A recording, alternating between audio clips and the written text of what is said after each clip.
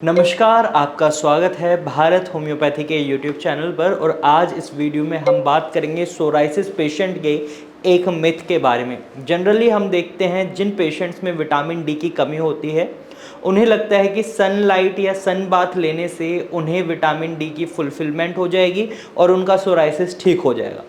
और ये कुछ हद तक ठीक भी है, गलत भी है। जनरली हम देखते हैं कई बार पेशेंट्स जब सोराइसिस से बहुत ज़्यादा इरिटेट हो जाते हैं, उन्हें बहुत खुजली होती है, बहुत ज़्यादा बर्निंग सेंसेशन महसूस होती है, तो ऐसे में वो सन बाथ लेने लगते हैं विटामिन डी की फुलफिलमेंट के लिए।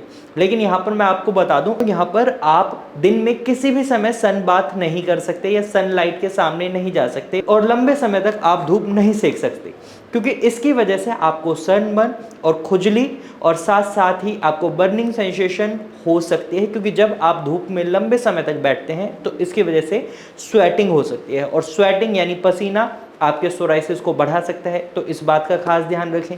वहीं पेशेंट के मन में ये रहता है कि विटामिन डी की फुलफिलमेंट के लिए उनके पास सिर्फ और सिर्फ एक ही ऑप्शन है, सनलाइट। तो यहाँ पर आप गलत हैं। आप विटामिन डी की फुलफिलमेंट के लिए डॉक्टर की सलाह के बाद सप्लीमेंट्स भी ले सकती हैं, उससे भी आपको फ़ायदा मिलेगा।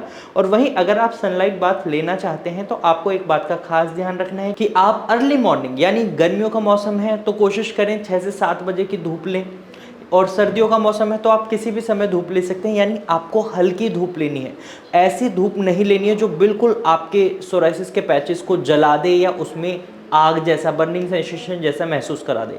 कई बार पेशेंट्स को जब बोला जाता है कि वो सन बाथ लें या सनलाइट एक्सपोजर को बढ़ाएं विटामिन डी के लिए, तो पेशेंट्स कई बार गलत समझ लेते हैं और वो किसी भी समय सनलाइट एक्सपोजर लेते हैं या सनलाइट बाथ लेने लग जाते हैं, और इसका एडवर्स इफेक्ट उनकी रिपोर्ट्स में देखने को मिलता है और उनके शरीर में देखने को मिलता है।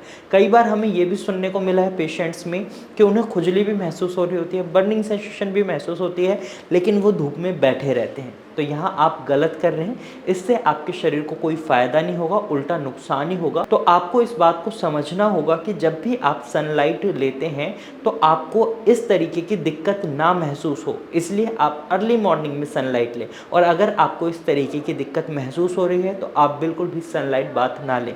कई पेशेंट में ये देखा जाता है जब भी वो सनलाइट का एक्सपोजर लेते हैं या सन बाथ लेते हैं तो उनको बहुत ज़्यादा खुजली होती है। तो यहाँ पर मैं आपको एक बात क्लियर कर दूँ, ऐसे पेशेंट्स को सन बाथ लेने की ज़रूरत नहीं है, उन्हें सनलाइट एक्सपोजर की ज़रूरत नहीं है। वो डॉक्टर से बोलकर विटामिन डी के सप्लीमेंट्स ले सकती हैं। क्योंकि कई बार हम देखते हैं जब रिपोर्ट्स में विटामिन डी की डेफिशिएंसी आती है तो पेशेंट्स जल्दबाजी में सनलाइट को ही अपना बेस्ट ऑप्शन समझते हैं। तो यहाँ आपको ये गलती नहीं करनी है, क्योंकि इसकी वजह से आपका सोराइसिस बढ़ सकता है। आइडल टाइम है मॉर्निंग में, उस तरीके से अगर आप सनलाइट ले रहे हैं तो ये आपके लिए अच्छा रहेगा।